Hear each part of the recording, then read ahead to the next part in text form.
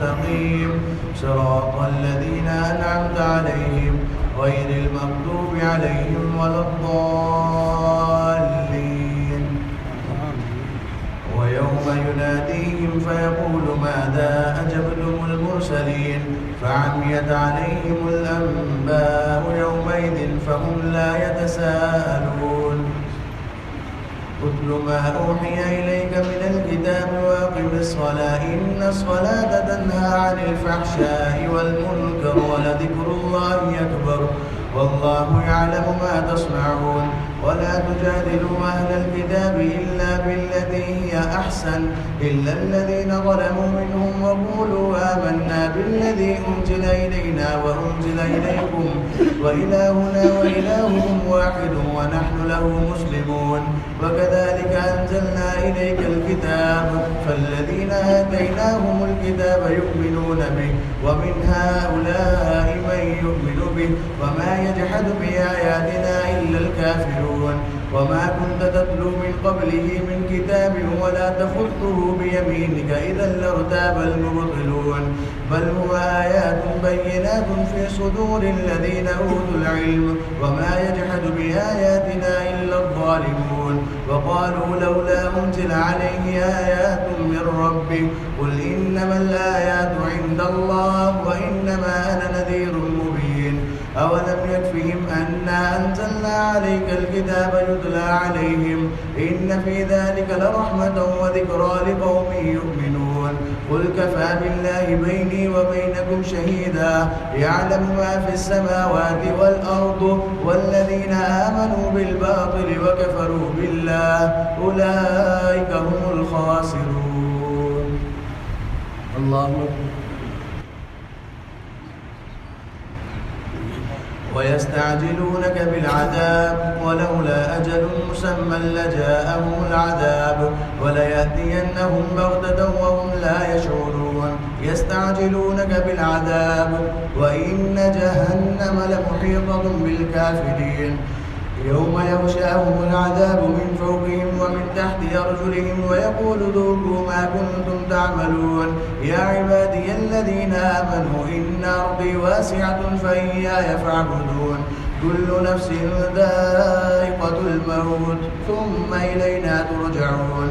والذين آمنوا وعملوا الصالحات لنبوئنهم من الجنة غرفا تجري من تحتها الأنهار خالدين فيها نعم أجر العاملين الذين صبروا وعلى ربهم يتوكلون.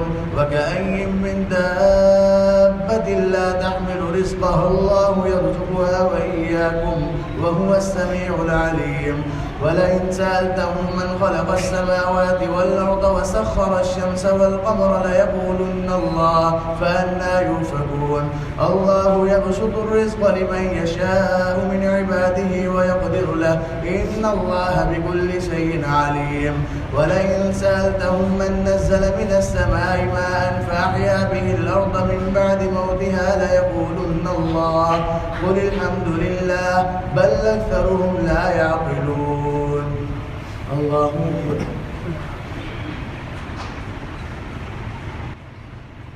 وما هذه الحياة الدنيا إلا لهو ولعب وإن الدار الآخرة لهي الحيوان لو كانوا يعلمون. فإذا ركبوا في الفلك دعوا الله مخلصين له الدين فلما نجاهم إلى البر إذا هم يشركون ليكفروا بما آتيناهم وليتمتعوا فسوف يعلمون. أولم يروا أنا جعلنا حرما آمنا ويتخطف الناس من حولهم أفبالباطل يؤمنون وبنعمة الله يكفرون. ومن أظلم ممن افترى على الله كذبا أو كذب بالحق لما جاءه أليس في جهنم مثوى للكافرين. والذين جاهدوا فينا لنهدينهم سبلنا وإن الله لمع المحسنين. الله أكبر.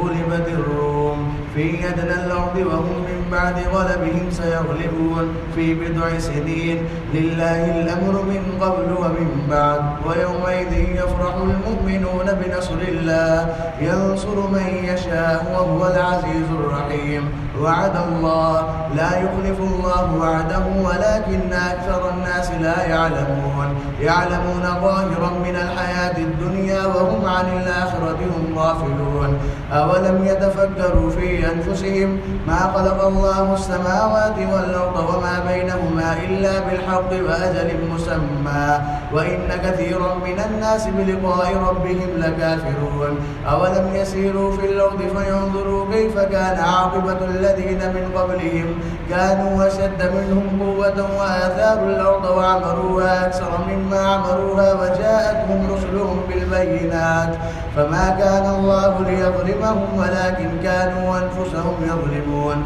ثم كان عاقبة الذين أساءوا السوء أن كذبوا بآيات الله وكانوا بها يستهزئون. الله أكبر.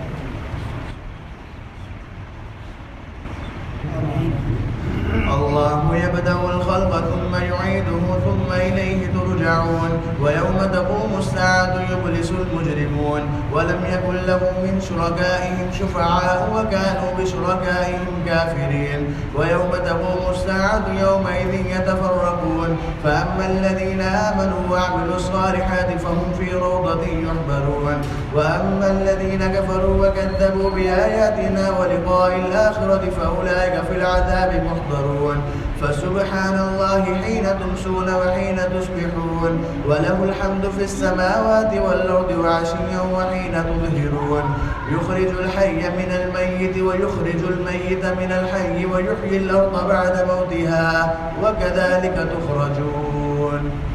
الله أكبر.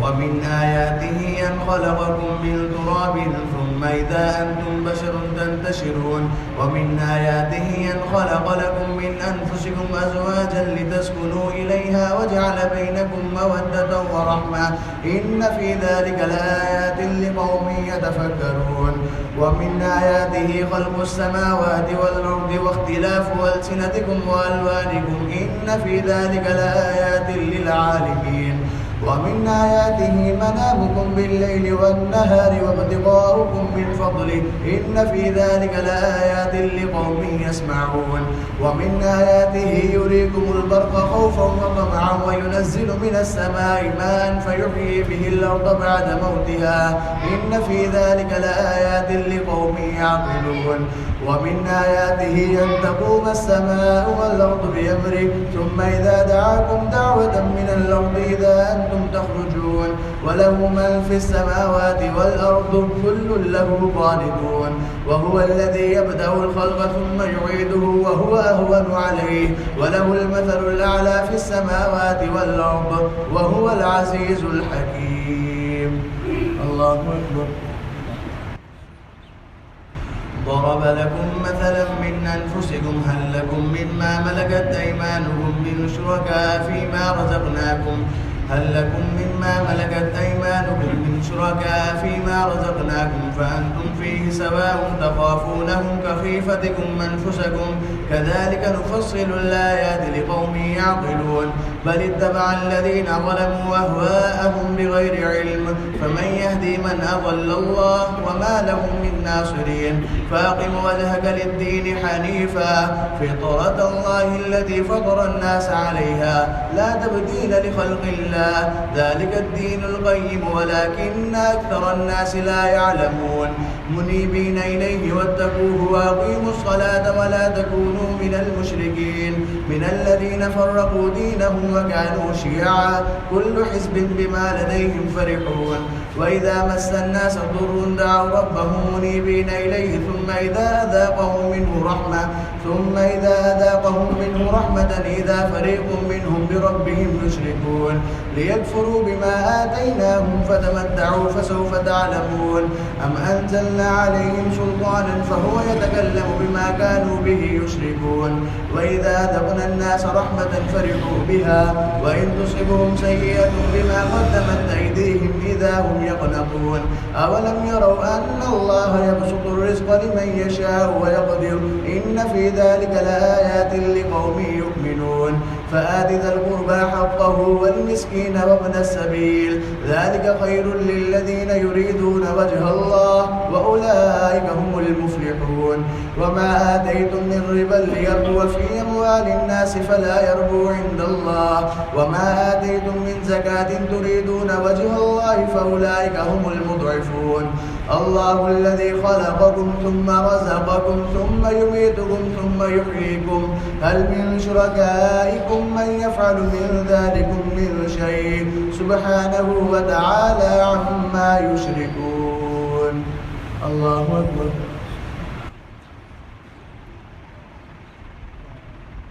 ظهر الفساد في البر والبحر بما كسبت أيدي الناس ليذيقهم بعض الذي عملوا لعلهم يرجعون قل سيروا في الأرض فانظروا كيف كان عاقبة الذين من قبل كان أكثرهم مشركين فأقم وجهك للدين القيم من قبل أن يأتي يوم لا مرد له من الله يومئذ يصدعون من كفر فعليه كفره ومن عمل صالحا فلأنفسهم يمهدون ليجزي الذين آمنوا وعملوا الصالحات من فضله إنه لا يحب الكافرين ومن آياته أن يرسل الرياح مبشرات وليذيقكم من رحمته ولتجري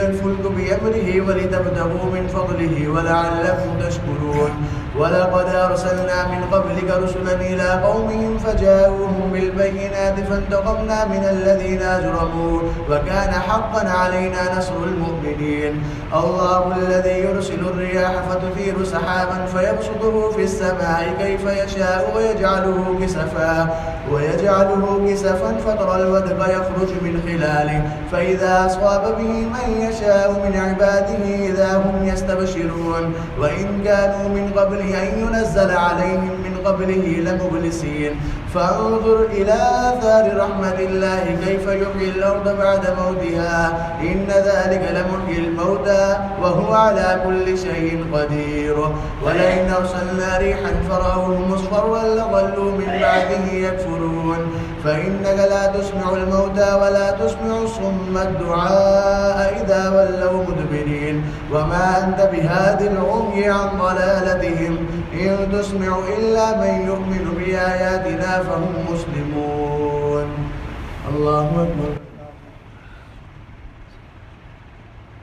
الله الذي خلقكم من ضعف ثم جعل من بعد ضعف قوة ثم جعل من بعد قوة ضعفا وشيبا يخلق ما يشاء وهو العليم القدير ويوم تقوم الساعة يقسم المجرمون ما لبثوا غير ساعة كذلك كانوا يؤفكون وقال الذين أوتوا العلم والإيمان لقد لبثتم في كتاب الله إلى يوم البعث فهذا يوم البعث ولكنكم كنتم لا تعلمون فيومئذ لا ينفع الذين ظلموا معذرتهم ولا هم يستعتبون ولقد ضربنا للناس في هذا القرآن من كل مثل ولئن جئتهم بآية ليقولن الذين كفروا إن أنتم إلا مبطلون كذلك يطبع الله على قلوب الذين لا يعلمون فاصبر إن وعد الله حق ولا يستخفنك الذين لا يوقنون. الله أكبر. ألف لام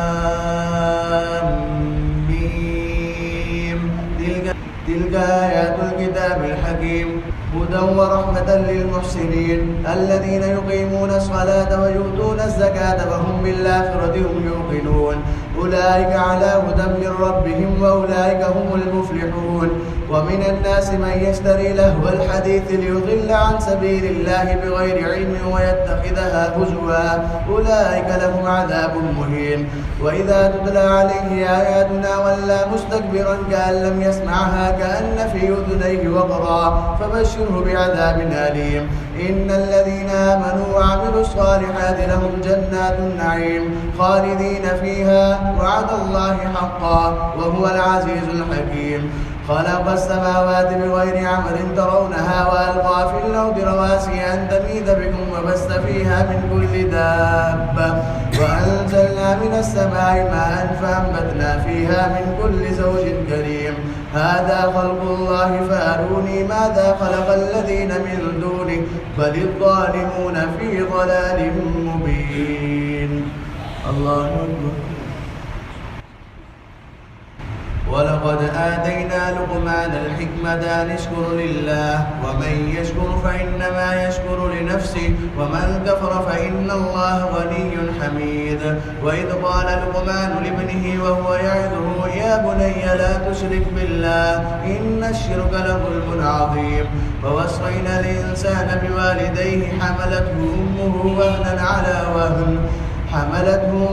وهنا على وهن وفصاله في عامين أن اشكر لي ولوالديك إلي المصير. وإن جاهداك على أن تشرك بما ليس لك به علم فلا تطعهما وصاحبهما في الدنيا معروفا واتبع سبيل من أناب إلي ثم إلي مرجعكم فأنبئكم بما كنتم تعملون. يا بني إنها إن تك مثقال حبة من خردل فتكن في صخرة أو في السماوات أو في الأرض يأت بها الله إن الله لطيف خبير. يا بني أقم الصلاة وأمر بالمعروف وانهى عن المنكر واصبر على ما أصابك إن ذلك من عزم الأمور. ولا تصعر خدك للناس ولا تمشي في الأرض مرحا إن الله لا يحب كل مختال فخور. واقصد في مشيك واغضض من صوتك إن أنكر الأصوات لصوت الحمير. الله أكبر. ألم تروا أن الله سخر لكم ما في السماوات وما في الأرض وأسبغ عليكم نعمه ظاهرة وباطنة ومن الناس من يجادل في الله بغير علم ولا هدى ولا كتاب منير. وإذا قيل لهم اتبعوا ما أنزل الله قالوا بل نتبع ما وجدنا عليه آباءنا أولو كان الشيطان يدعوهم إلى عذاب السعير. ومن يسلم وجهه إلى الله وهو محسن فقد استمسك بالعروة الوثقى وإلى الله عاقبة الأمور. ومن كفر فلا يحزنك كفره إلينا مرجعهم فننبئهم بما عملوا إن الله عليم بذات الصدور. نمتعهم قليلا ثم نضطرهم إلى عذاب غليظ. ولئن سألتهم من خلق السماوات والأرض ليقولن الله قل الحمد لله بل أكثرهم لا يعلمون. لله ما في السماوات والأرض إن الله هو الغني الحميد. ولو أن ما في الأرض من شجرة أقلام والبحر يمده من بعده 7 أبحر ما نفدت كلمات الله إن الله عزيز حكيم. ما خلقكم ولا بعثكم إلا كنفس واحدة إن الله سميع بصير. ألم تر أن الله يولج الليل في النهار ويولج النهار في الليل وسخر الشمس والقمر كل يجري إلى أجل مسمى وأن الله بما تعملون خبير. ذلك بأن الله هو الحق وأن ما يدعون من دونه هو الباطل. ذلك بأن الله هو الحق وأن ما يدعون من دونه الباطل وأن الله هو العلي الكبير. الله أكبر. ألم تر أن الفلك تجري في البحر بنعمة الله ليريكم من آياته إن في ذلك لآيات لكل صبار شكور. وإذا غشيهم موج كالظلل دعوا الله مخلصين له الدين فلما نجاهم إلى البر فمنهم مقتصد وما يجحد بآياتنا إلا كل ختار كفور. يا أيها الناس اتقوا ربكم واخشوا يوما لا يجزي والد عن ولده ولا مولود هو جاز عن والده شيئا إن وعد الله حق فلا تغرنكم الحياة الدنيا ولا يغرنكم بالله الغرور إن الله عنده علم الساعة وينزل الغيث ويعلم ما في الأرحام وما تدري نفس ماذا تكسب غدا وما تدري نفس بأي أرض تموت إن الله عليم خبير. الله أكبر. ألف لام ميم تنزيل الكتاب لا ريب فيه من رب العالمين أم يقولون افتراه بل هو الحق من ربك لتنذر قوما ما أتاهم من نذير من قبلك لعلهم يهتدون. الله الذي خلق السماوات والأرض وما بينهما في 6 أيام ثم استوى على العرش ما لكم من دونه من ولي ولا شفيع أفلا تتذكرون. يدبر الأمر من السماء إلى الأرض ثم يعرج إليه في يوم كان مقداره ألف سنة مما تعدون. ذلك عالم الغيب والشهادة العزيز الرحيم الذي أحسن كل شيء خلقه وبدأ خلق الإنسان من طين ثم جعل نسله من سلالة من ماء مهين ثم سواه ونفخ فيه من روحه وجعل لكم السمع والأبصار والأفئدة قليلا ما تشكرون. وقالوا وإذا ضللنا في الأرض أئنا لفي خلق جديد بل هم بلقاء ربهم كافرون. قل يتوفاكم ملك الموت الذي وكل بكم ثم إلى ربكم ترجعون. الله أكبر. ولو ترى إذ المجرمون ناكسوا رؤوسهم عند ربهم ربنا أبصرنا وسمعنا فارجعنا نعمل صالحا إنا موقنون. ولو شئنا لآتينا كل نفس هداها ولكن حق القول مني لأملأن جهنم من الجنة والناس أجمعين. فذوقوا بما نسيتم لقاء يومكم هذا إنا نسيناكم وذوقوا عذاب الخلد بما كنتم تعملون.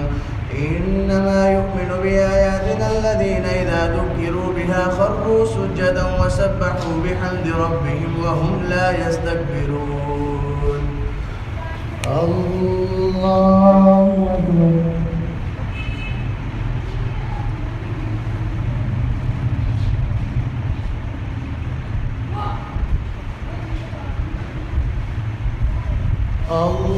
الله أكبر.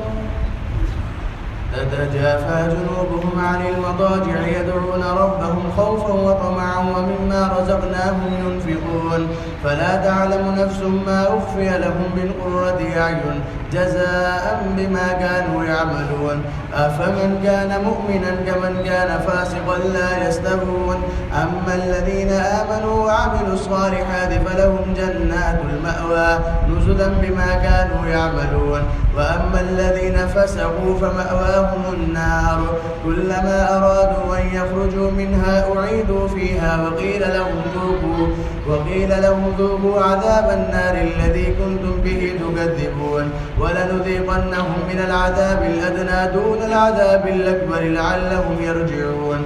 ومن أظلم ممن ذكر بآيات ربه ثم أعرض عنها إنا من المجرمين منتقمون. الله أكبر. ولقد آتينا موسى الكتاب فلا تكن في مرية من لقائه وجعلناه هدى لبني إسرائيل وجعلنا منهم أئمة يهدون بأمرنا لما صبروا وكانوا بآياتنا يوقنون. إن ربك هو يفصل بينهم يوم القيامة فيما كانوا فيه يختلفون. أولم يهد لهم كم أهلكنا من قبلهم من القرون يمشون في مساكنهم إن في ذلك لآيات فلا يسمعون.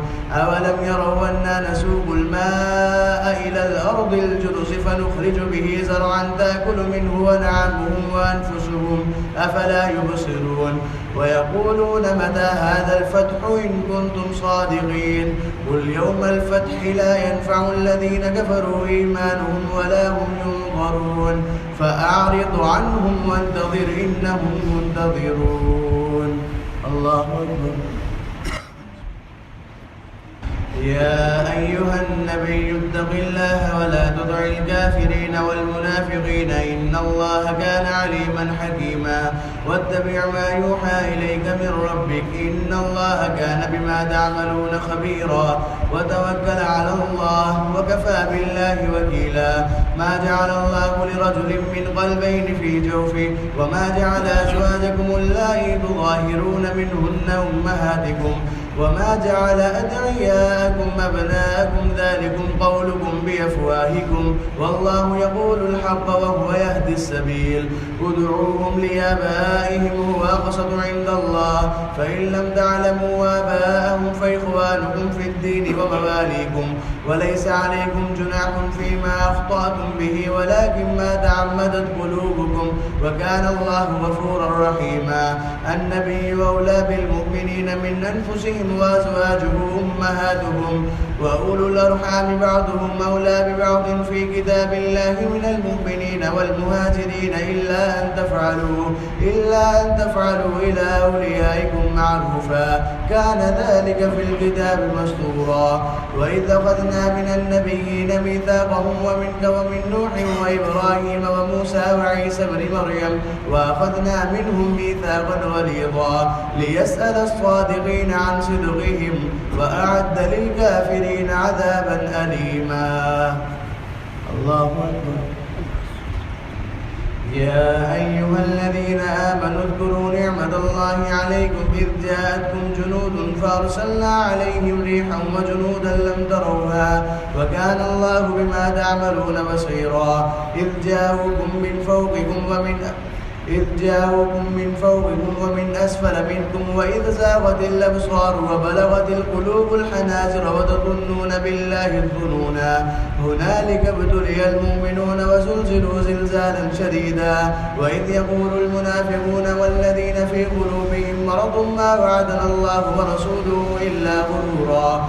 وإذ قالت طائفة منهم يا أهل يثرب لا مقام لكم فارجعوا ويستأذن فريق منهم النبي يقولون إن بيوتنا عورة وما هي بعورة إن يريدون إلا فرارا ولو دخلت عليهم من أقطارها ثم سئلوا الفتنة لآتوها وما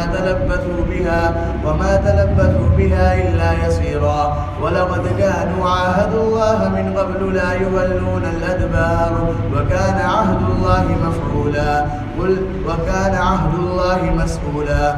قل لن ينفعكم الفرار إن فررتم من الموت أو القتل وإذا لا تمتعون إلا قليلا.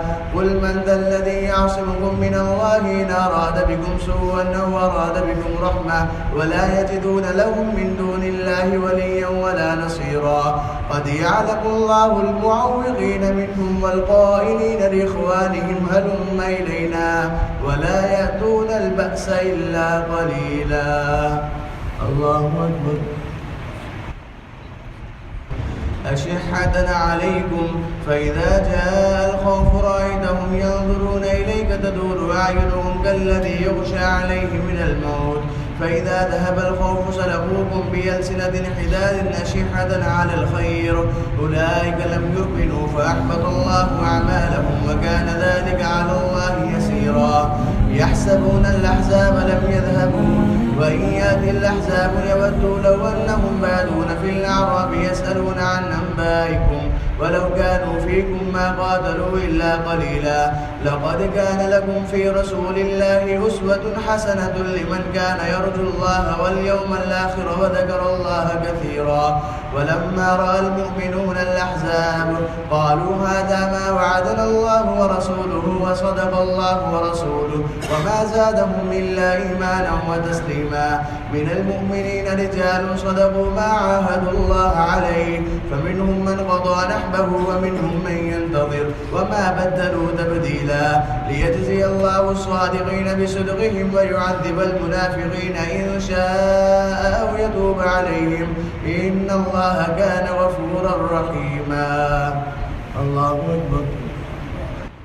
ورد الله الذين كفروا بغيظهم لم ينالوا خيرا وكفى الله المؤمنين القتال وكان الله قويا عزيزا. وأنزل الذين ظاهروهم من أهل الكتاب من صياصيهم وقذف في قلوبهم الرعب فريقا تقتلون وتاسرون فريقا وأورثكم أرضهم وديارهم وأموالهم وأرضا لم تطئوها وكان الله على كل شيء قديرا. يا أيها النبي قل لأزواجك إن كنتن تردن الحياة الدنيا وزينتها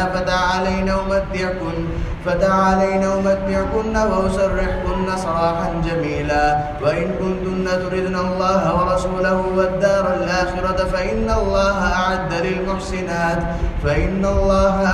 للمحسنات منكن أجرا عظيما.